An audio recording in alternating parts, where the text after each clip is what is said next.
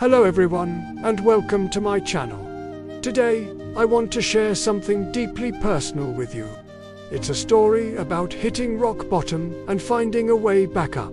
A story about my journey from addiction to freedom. For a long time, my life was a mess. I felt trapped in a cycle I couldn't break, a darkness that seemed to swallow everything good. Every morning, I'd wake up with the same heavy feeling of regret and shame, promising myself that today would be different. But by the end of the day, I'd find myself right back where I started, lost and defeated. This wasn't the life I had planned. Growing up, I had dreams, ambitions, just like anyone else. But somewhere along the way, I took a wrong turn. It started small, a way to escape the pressures and anxieties of life. It felt like a solution at first, a temporary relief from the pain.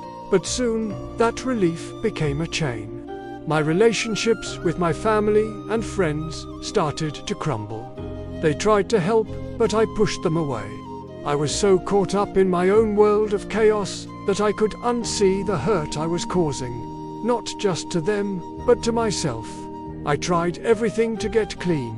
I went to support groups, tried different programs, and read all the self-help books. Some things would work for a little while, but the emptiness inside always came back, bigger and louder than before. I felt like a failure. It seemed like everyone else could get their life together, but I was stuck. I was convinced that I was just broken beyond repair, that this was my destiny.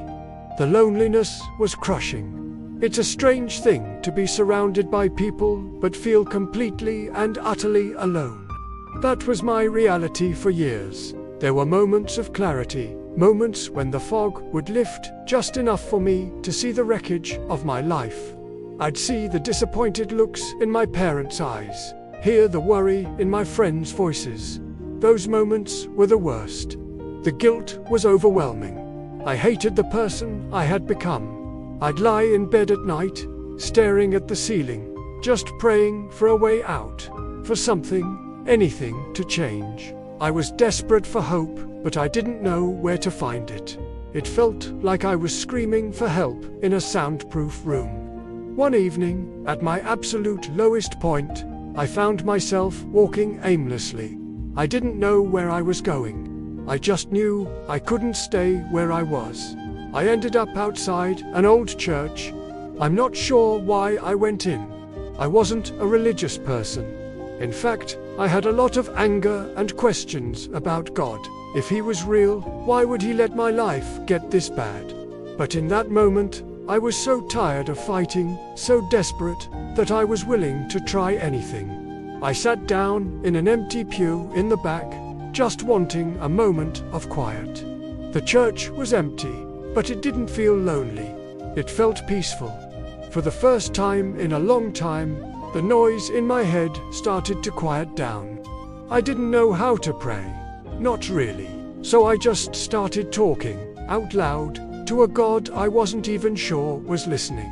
I poured out everything, all the anger, the hurt, the shame, the fear. I told him how tired I was, how I couldn't do it anymore on my own. I wasn't asking for a miracle. I was just surrendering. I was admitting that I was powerless and that I needed help. In that moment of complete surrender, something shifted. It wasn't a lightning bolt or a choir of angels. It was a quiet, gentle feeling that settled over me. It was a sense of peace that I hadn't felt in years. It felt like a weight I had been carrying for so long was finally being lifted from my shoulders. I started to cry, but they weren't tears of sadness or despair. They were tears of relief. For the first time, I felt a glimmer of hope that maybe, just maybe, things could be different. That night was the turning point. I started going back to that church. I met people who didn't judge me for my past. Instead, they welcomed me with open arms. They shared their own stories of struggle and redemption. I learned that I wasn't alone, that many others had walked a similar path.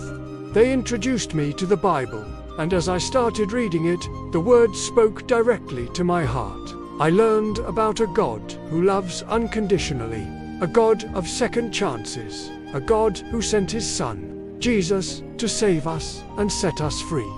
The idea of grace was revolutionary to me. I had always thought I needed to earn forgiveness, to prove that I was worthy of being saved. But I learned that Christ's love isn't something you earn, it's a free gift. All I had to do was accept it. This realization changed everything. It wasn't about me trying harder or being stronger. It was about letting go and trusting in a power far greater than my own. It was about allowing Jesus to come into my life and do the work that I could undo myself.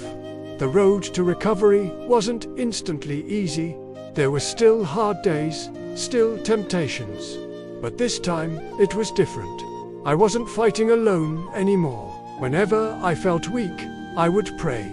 I would reach out to my new friends from church. I replaced old, destructive habits with new, healthy ones. I spent time in prayer, reading scripture, and serving others. My focus shifted from myself and my problems to God and His purpose for my life. The emptiness that I had tried to fill with so many other things was finally being filled with God as love. My relationships with my family started to heal. They saw the change in me, a genuine, lasting change. The anger and resentment in my heart were replaced with gratitude and joy. I began to see the world through new eyes. I found a new purpose in sharing my story, in letting others know that no one is too far gone. If God could change my life, He can change anyone's. There is always hope. Today, my life is completely different. I'm free. And I don't mean that I'm just sober. I'm truly free on the inside. Free from the shame, the guilt, and the fear that held me captive for so long. My identity is no longer addict. My identity is a child of God, loved, forgiven, and redeemed. This journey has taught me so much, but the most important thing is this: you can't do it alone. True and lasting freedom is found in a relationship with Jesus Christ. He is the one who breaks the chains. If you're watching this and you're struggling, if you feel lost and hopeless, please hear me. You are not alone, and your story is not over. There is hope for you. There is a God who loves you more than you can imagine and has a plan for your life. All it takes is that first step of surrender, of saying, "I can't, but you can." I encourage you to reach out, whether it's to a local church, a trusted friend, or even just in a quiet moment by yourself. Talk to Him. He's listening. Your new beginning can start today. Thank you so much for listening to my story. If it resonated with you, please consider subscribing for more content. God bless.